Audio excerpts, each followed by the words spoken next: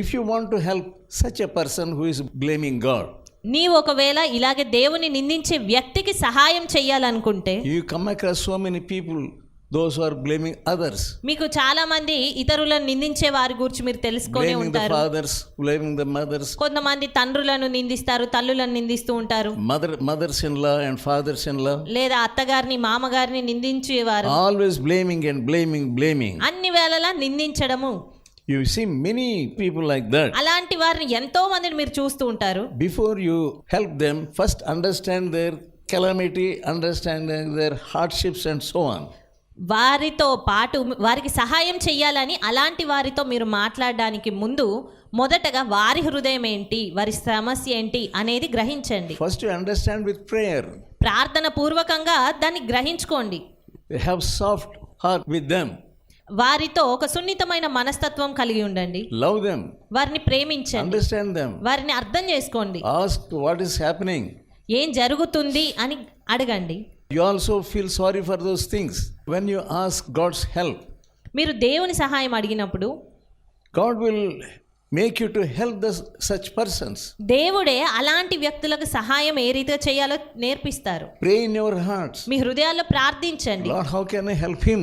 దేవా, నేను ఏ రీతిగా ఈ వ్యక్తికి సహాయం చేయాలి, How can I help this person? ఏ రీతిగా ఇతనికి సహాయం First చేయాలి. you pray sufficiently for those people. మొట్టమొదటగా వారి గూర్చి తగినంతగా ప్రార్థన చేయండి. Already you must know sin is the root cause of all evil acts. మనకు ముందే తెలుసు, పాపం అనేది ప్రతి దుష్ట కార్యమునకు మూలము అనే విషయం మనందరికీ తెలుసు. That you must know. అది మనం గ్రహించుకోవాలి. To make them understand, you need the help of God. వారికి ఆ విషయం అర్థం చేయించడానికి మీకు దేవుని సహాయం అవసరం అవుతుంది. Only through the help of the Holy Spirit you can help them. కేవలం పరిశుద్ధాత్మ సహాయంతో మాత్రమే అది మీరు అర్థం చేయించగలరు. When you open your mouth, మీరు నోరు తెరిచినప్పుడు God will give you wisdom. దేవుడు మీకు జ్ఞానం ఇస్తారు. Because of sin, many people face these calamities. పాపము కారణంగా చాలా మంది శ్రమలను కొని తెచ్చుకుంటారు. God did not design human body and soul to live in sinful world. దేవుడు మానవునికి శరీరమును ఆత్మను ఇచ్చింది ఈ పాప జీవితంలో జీవించడానికి ఎంత మాత్రం కాదు. He made this world so perfect. ఆయన ఈ సృష్టిని ఎంతో పరిపూర్ణంగా చేశారు. First he created light. మొట్టమొదటగా ఆయన వెలుగును సృజించారు. He created the beautiful trees. ఆ తర్వాత మంచి అందమైన వృక్షాలను చేశారు. Trees with flowers and fruits. పువ్వులు కలిగినవి, ఫలాలు కలిగినటువంటి వృక్షాలు. He made great lights in the heavens. ఆయన ఆకాశంలో గొప్ప గొప్ప జ్యోతులను నిర్మించారు. That's what we see in Genesis 1st and 2nd chapters. అదే విషయాల్ని మనం ఆదికాండం మొదటి 2 అధ్యాయాల్లో చదవగలుగుతాం. When we study 1st and 2nd chapters, we know the wisdom of God. మనం అక్కడ మొదటి 2 అధ్యాయాలు చదివినప్పుడు దేవుని జ్ఞానమును మనం చూడగలుగుతాము. He did not make an imperfect world. ఆయన అసంపూర్ణమైనటువంటి సృష్టిని ఎంత మాత్రం చేయలేదు. Yeah, he made the man also with good purpose and wanted him to worship him, to love him. అదే రీతిగా నరుని కూడా దేవుడు ఒక మంచి ఉద్దేశంతో చేశాడు. ఆరాధించాలి, స్తుతించాలి అని కోరాడు. He wanted the man to love God, to have fellowship with God. ఆయన మానవుడు దేవునితో సహవాసం చేయాలి అని ఆశ కలిగి ఉన్నాడు. He longed for the love from man. ఆయన నరుడి నుంచి ప్రేమను కోరుకున్నాడు. So what happened? He said, you know what command God gave him, the first command. మీకు తెలుసు మొట్టమొదటగా మరి నరునికి దేవుడు ఎలాంటి ఆజ్ఞ ఇచ్చాడు అని. Don't eat that particular fruit. ఆ చెట్టు ఫలమును తినవద్దు. If you eat, నువ్వు తినినప్పుడు you will die. ఆ దినమున నువ్వు చనిపోతావు. It's because of his love for the man. అది దేవుని ప్రేమ గనక అతనికి చెప్పాడు. అది దేవుని ప్రేమ. They always looking at that fruit only. అన్ని వేళలా ఆ చెట్టునే, ఆ ఫలాలనే చూస్తూ ఉన్నారు. Finally they disobeyed God. చివరికి వారు దేవునికి అవిధేయత చూపించారు. And what happened to them? మరి ఏం జరిగింది వారి విషయంలో?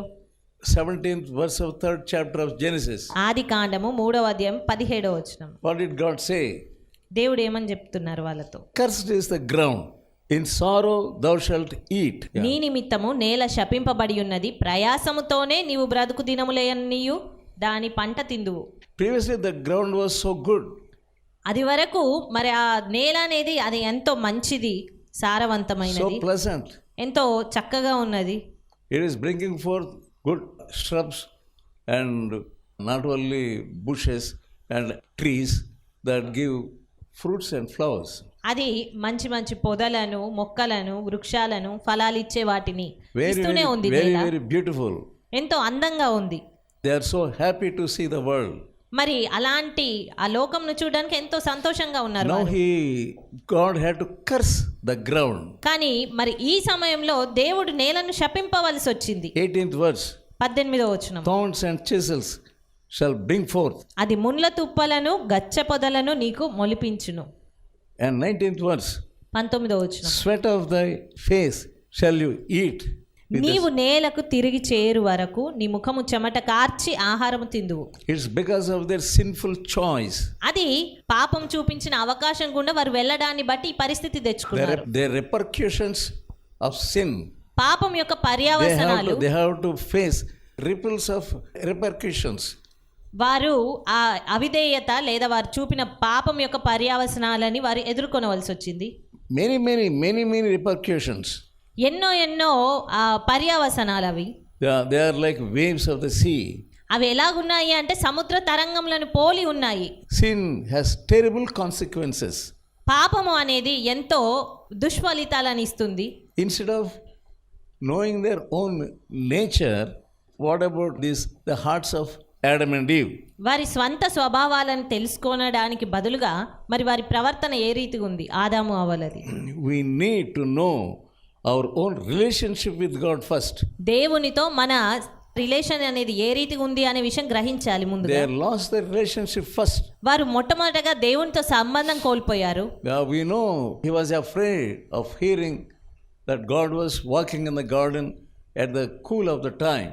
మనకు తెలుసు మరి చల్లని పూట వారు దేవునితో కలిసి నడుస్తా ఉన్నారు అని. Previously they were going facing God happily. అది వరకు వారు ఎంతో సంతోషంగా వెళ్ళి దేవునిని ముఖాముఖిగా కలుసుకునేవారు. They were fellowshipping with God. దేవునితో సహవాసం కలిగి ఉన్నారు. They were discussing many things. ఎన్నో విషయాలు దేవునితో కలిసి పంచుకున్నారు.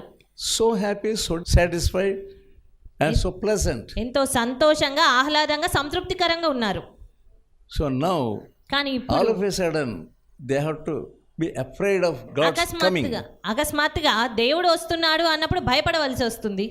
Some of you are appearing before others that you are so religious. మీలో కొందరు ఇతరుల ముందు ఎంతో భక్తిపరులుగా కనబడుతూ ఉంటారు.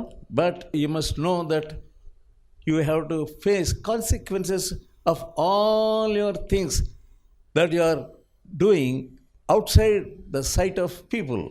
కానీ చాలా జాగ్రత్తగా మీరు జ్ఞాపకం ఉంచుకోవాల్సిన విషయం ఏంటి అంటే ఇతరులకు తెలియకుండా మీరు చేసే సమస్తమును గూర్చి మీరు లెక్క చెప్పవలసి వస్తుంది. వాటి గూర్చి అడగబడతారు అనే విషయం మీరు తెలుసుకోవాలి. Many people, they are crying, they are weeping, they are already gnashing their teeth even in this world.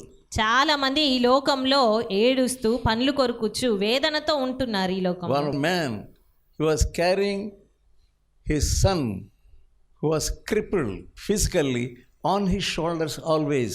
ఒక వ్యక్తి అన్ని వేళలా తన వికలాంగుడైనటువంటి కుమారుని తన భుజం పైన మోసుకొని వెళ్ళవలసినటువంటి పరిస్థితి. That boy was not a small boy. మరి ఈ సమయానికి ఆ అబ్బాయి ఏం చిన్న అబ్బాయి కాదు. He was youth. అతను యవన ప్రాయంలోకి వస్తున్నాడు. Whoever asked him, why are you carrying, why are you doing like this? మరి అతను యవనస్తుడు గనక ఎవరైనా అతన్ని ఎందుకు ఇలా మోస్తున్నావు అని అడిగినప్పుడు he used to say, I am carrying my own sin. అతను ఏమని చెప్తున్నాడంటే నేను నా సొంత పాపాన్ని మోస్తున్నాను అని. Yeah, you have to carry all your life. నీవు నీ జీవితం అంతా కూడా మొయ్యాలి. In your eyes the sin is so pleasant. నీ దృష్టికి పాపము ఎంతో అందంగా కనబడుతుంది. One man was in a government job. ఒక వ్యక్తి గవర్నమెంట్ ఉద్యోగంలో ఉన్నాడు. And suddenly he heard that his boy died by falling in a well. ఒక బావిలో పడి తన కుమారుడు చనిపోయాడన్న సమాచారం వచ్చింది. Great tragedy in his life. అతని జీవితంలో అదొక గొప్ప విషాదము. He rushed to the spot. వెంటనే అతను ఆ సంఘటన స్థలానికి వెళ్ళారు. He was crying there. అక్కడికి వెళ్ళి ఏడ్చాడు. This is my sin. ఇది నా పాపమే. The same time when the boy was falling in the well, at the same time he was committing sin. అతను ఈ బాబు ఏ సమయంలోనైతే ఆ బావిలో పడి చనిపోయాడో అదే సమయంలో తన తండ్రి పాపం జరిగిస్తూ పాపంలో ఉన్నాడు. That is the consequence. అది పర్యావసానము. Some people they get immediately, కొంతమంది వెంటనే అలాంటి ఫలితం పొందుకోవచ్చు, some people they get afterwards. కొంతమంది కొంతకాలం తర్వాత ఫలితాన్ని పొందుకుంటారు. But you have to reap the consequences. కానీ ఖచ్చితంగా పాపం యొక్క పర్యావసనం నువ్వు చూడవలసింది.